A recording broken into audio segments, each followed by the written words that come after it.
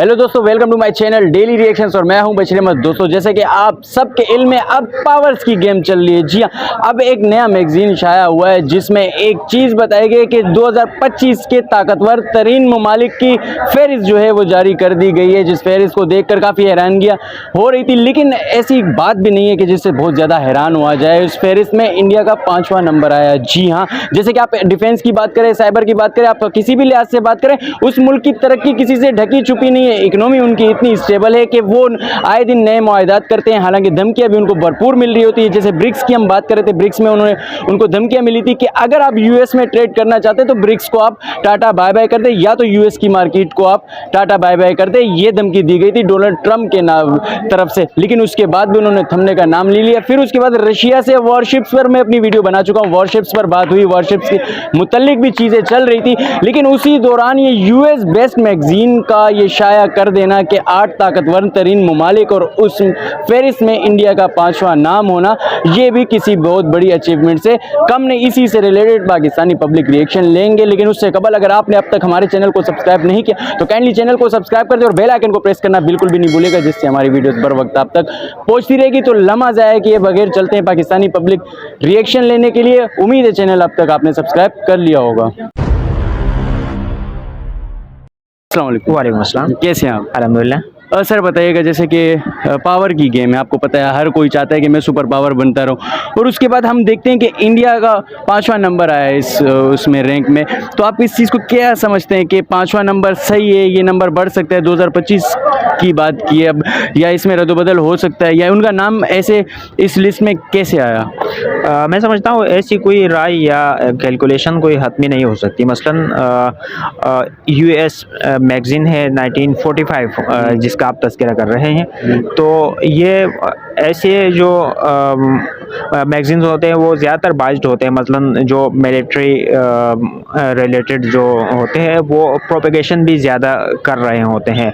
बहरहाल उन्होंने दे दिया, उनकी राय है, अगर आप एक्सेप्ट नहीं करते हैं तो आप बिल्कुल आपके पास हक़ है उसके लिए। तो मतलब आप समझते हैं ये ऑफिशियल नहीं है कुछ? हाँ, आप उसको हतमी नहीं कह सकते हैं। अच्छा, तो वैसे ही एक बात बताइए, आप ऑफिशियल नहीं है, लेकिन उसमें तो पाकिस्तान का भी नाम आ सकता था, बांग्लादेश का भी नाम आ सकता था, किसी और मुल्क का भी नाम आ सकता था। तो उसमें इंडिया का नाम लाना मतलब अनऑफिशियल है, जो भी है, नहीं मानते, हतमी नहीं है, बाइस्ड है, जो भी है, लेकिन उनका नाम आना, इस चीज़ को आप क्या समझते हैं?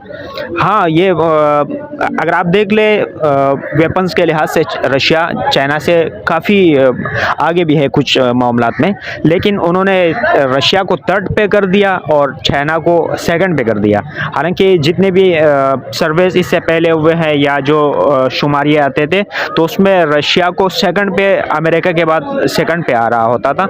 अब को उन्होंने चाइना को आगे रख दिया। यानी ये उन्होंने एक प्रोपेगेशन के तौर पर उन्होंने एक शाया किया हुआ है आर्टिकल। अच्छा, क्या मकसद हो सकता है इस चीज़ का? मकसद ये हो सकता है वो अपनी एक चाइना को एक न्यू चैलेंज समझते हैं और रशिया को एक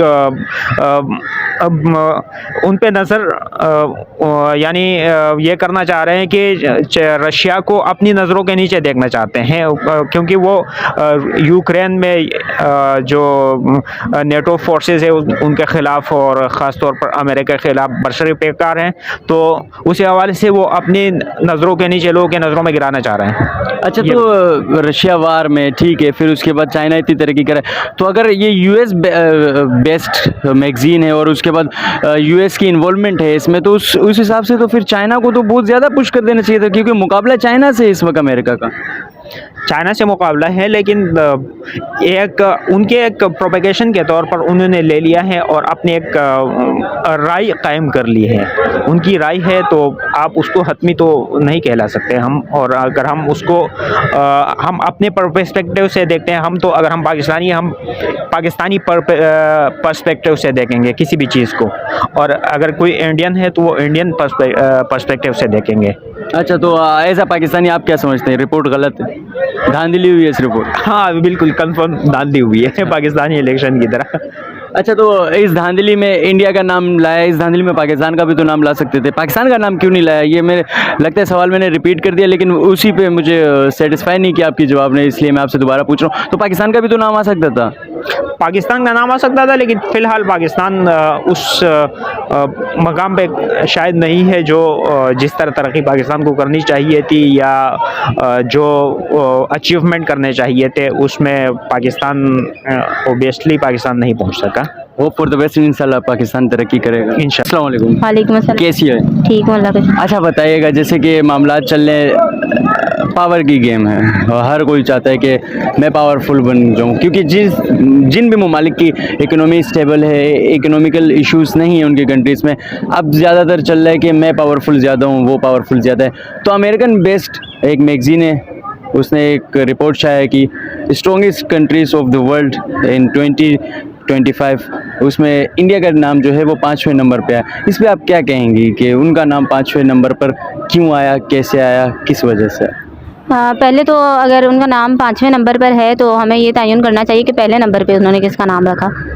तो पहले नंबर पे आपने अगर वो रिपोर्ट देखी, चूँकि मैंने वो रिपोर्ट पढ़ी नहीं तो इसके बारे में मुझे इतना इल्म नहीं कि पहले नंबर पे किसका नाम है और दूसरे पे किसका नाम है। पहले पे उन्होंने अपना नाम रखा है और सेकंड पे तकरीबन रशिया है, जो सेकंड पे चाइना है, फिर उसके बाद रशिया है, फिर उसके बाद जापान है। तो लाइक अगर उन्होंने अपना नाम रखा है तो जाहिर सी बात है जो भी उन्होंने रिपोर्ट शाया की तो वो बाइस्ड है। बाइस्ड इस वजह से है कि कोई भी कंट्री जो रिपोर्ट शाया करती है तो वो पहले तो उसको ये चाहिए कि मुकम्मल अपनी तहकीकात करें और उसके बाद जो है ना वो रिलायबल रिपोर्ट हो, ताकि उस पर जो है अकाउंटेबल हो, शफाफियत का अंसर उसमें लाजमी शामिल होना चाहिए। लेकिन अगर उन्होंने अपना नाम पहले रखा है और अगर हम देखें तो उस हिसाब से जो पावरफुल कंट्रीज़ हैं, जैसे हम बोलते हैं G5 थे, फिर G8 हो गए, तो इस तरीके के उनके अंदर भी यही ममालिक कमोबेश यही ममालिक शामिल हैं उनके अंदर भी। तो अगर बात की जाए तो US की और रशिया की, जो उनका जो है ना अपोजिटर है और मुखालिफ है, जिसके वो एंटी मानते हैं कि ये हमारा सबसे बड़ा दुश्मन है। तो अगर वेपन्स के हवाले से बात की जाए तो रशिया उनसे US से तो काफ़ी आगे, लेकिन फिर भी उन्होंने अपना नाम रखा है पहले, तो कहीं ना कहीं यहाँ पर जो है ना वो बायसनेस मौजूद है। अच्छा, अब ठीक है, हम मान लेते रिपोर्ट बायस्ड है, तो फिर उसके बाद इसमें किसी और का भी तो नाम डाल सकते थे, इंडिया का नाम क्यों डाला? इंडिया का नाम इस वजह से डाला है कि अभी जो दिन ब दिन जो है करंटली हम जो सूरत हाल देख रहे हैं तो इंडिया जो है उसके काफ़ी स्ट्रॉन्ग रिलेशनशिप्स हो रहे हैं, रशिया के साथ भी हो रहे हैं, चाइना के साथ भी हैं, और जो है अपने कॉन्फ्लिक्ट भी वो ख़त्म कर रहा है। और पिछली कुछ वीडियोज़ में मैंने आपको इंटरव्यू दिया तो उसमें भी हमने इंडिया का बड़ा तस्करा किया था कि इंडिया कैसे ग्रो करता जा रहा है दिन ब दिन। तो शायद इस बात को मद्देनज़र रखकर, क्योंकि उनकी इकॉनमी स्ट्रॉन्ग हो रही है, तो उनको थोड़ा हाईलाइट करने के लिए उन्होंने उसका नाम जो है वो इस रिपोर्ट के अंदर शामिल किया है। अच्छा, वैसे अगर बात की जाए, जैसे बायसनेस की बात की जाए, आप कहती हैं बायस्ड है, ठीक है, मान लेते हैं आपकी बात, किसी हद तक दुरुस्त भी हो सकती है। फिर उसके बाद इसमें किसी और मुल्क का भी नाम डाल सकते थे, इसमें ब्राज़ील का नाम नहीं है, इसमें जर्मनी का नाम नहीं है, इसमें दूसरे भी ममालिक हैं उनका नाम नहीं है, इसमें डायरेक्ट आप इंडिया का नाम ऐसे कैसे डाल सकते हैं? देखें, जो अभी जो वॉर एक चल रही है, जो कि हथियारों की जंग नहीं है, टेक्नोलॉजी की जंग है, मईशत की जंग है, तो उसमें अगर हम देखते हैं तो बड़े नाम जो उभर के सामने आए हैं अभी करंटली, तो वो इंडिया ही है, चाइना ही है और रशिया ही है। और यही नाम है जो माशी तौर पर, और अगर बात करें रशिया यूक्रेन की जो वॉर हो रही है उसके अंदर जो उनके साथ इंडिया भी दे रहा है, उधर से चाइना भी, तो और वो एक अपनी करेंसी भी लॉन्च कर रहे हैं। तो ये सारी चीज़ें जो है, इसमें जो मेनली जो नाम बड़े आ रहे हैं ना वो इन्हीं ममालिक के हैं, तो शायद उसी को मद्देनज़र रखकर उन्होंने इस रिपोर्ट के अंदर इन्हीं नामों को सर फहरिस्त रखा है। अच्छा, तो बताइएगा इसमें सबसे एक अहम नाम जो आपको भी पता है, मुझे भी पता है, पूरी दुनिया को भी पता है, लेकिन वो ज़्यादातर हाईलाइट नहीं होता, स्ट्रॉन्गेस्ट कंट्रीज़ की बात हो रही है, इसराइल का है। हाँ, तो इसराइल जो है वो हालत जंग में है, सब जानते हैं, पूरी दुनिया जानती है। जो ममालिक हालत जंग में होते हैं उनका तस्करा करना जो है वो उस वक्त ख़तरे से कम नहीं होता। रशिया भी तो हालत जंग में, रशिया भी है, लेकिन रशिया को इतना प्रोमिनेंट नहीं किया जाता है क्योंकि यूक्रेन की वजह से, क्योंकि वो समझते हैं कि यूक्रेन के अंदर जंग हो रही, रशिया के अंदर नहीं हो रही, और रशिया ये समझ रहा है कि हम उनका दिफा कर रहे हैं, क्योंकि रशिया जो है वो यूक्रेन को अब भी अपनी सरजमीन समझता है। और नेतन्याहू भी तो हमेशा कहते हैं कि हम अपना दिफा कर रहे हैं, लेकिन वो किस तरीके से दिफा कर रहे हैं ये तो किसी से ढका छुपा नहीं है। हाँ, ढका छुपा नहीं है, और वो जो है वो सीधा एक जो है नस्ल कशी कर रहे हैं और यूक्रेन का और इनका मामला थोड़ा सा डिफरेंट है। वो अपनी सरजमीन के लिए कर रहे हैं और ये जो है मुसलमानों की नस्ल कशी कर रहे हैं। तो वो मुस्लिम कम्युनिटी की पूरी बात आ जाती है और मुस्लिम ममालिक जितने भी हैं और जो है वो फिर इसके अपोजिट आ जाते हैं। और इसके अंदर यूएस के भी लोग हैं, जो यूएस में बहुत सारी मुस्लिम कम्युनिटीज़ रहती हैं और बेशतर और भी जो कम्युनिटीज़ हैं वो भी जो है वो मुसलमान कम्युनिटी का जो है वो साथ दे रहे हैं और वहाँ पर भी धरने और एहतजाज रिकॉर्ड करवाए जा रहे हैं फ़लस्तीन पर जो मज़ालिम ढाए जा रहे हैं उस हवाले से। तो ये एक नस्ल कशी है और पूरी दुनिया के लिए एक जुल्म की जो है वो दास्तान है। Thank you so much for your time. तो नाजरीन, ये थे पाकिस्तानी पब्लिक ओपिनियंस जो हमने आप तक पहुँचाया। उम्मीद है वीडियो आपको पसंद आई होगी। मज़ीद ऐसी वीडियोस देखने के लिए आपसे रिक्वेस्ट है कि अब तक अगर आपने हमारे चैनल को सब्सक्राइब नहीं किया तो काइंडली चैनल को सब्सक्राइब कर दे और बेल आइकन को प्रेस करना बिल्कुल भी नहीं भूलिएगा, जिससे हमारी वीडियोस बर वक्त आप तक पहुंचती रहेगी। आप अगर हमारा चैनल सब्सक्राइब करते हैं तो इससे हमें मज़ीद हौसला मिलता है और हम मज़ीद कोशिश में लग जाते हैं कि आप तक अच्छी अच्छी वीडियोस और अच्छे इंफॉर्मेटिव वीडियोस गैदर करके आप तक पहुंचा सकें। तो आपकी सपोर्ट मस्ट है, अपनी सपोर्ट दिखाएं, चैनल को सब्सक्राइब करें, कमेंट करके टॉपिक से रिलेटेड अपनी राय भी दें और उसके बाद वीडियो शेयर करना भी बिल्कुल भी नहीं भूलिएगा। उम्मीद है चैनल आपने सब्सक्राइब कर लिया होगा। इसी के साथ मैं अपनी वीडियो का एंड करता चलूँ। अल्लाह हाफिज़, अल्लाह निगहबान।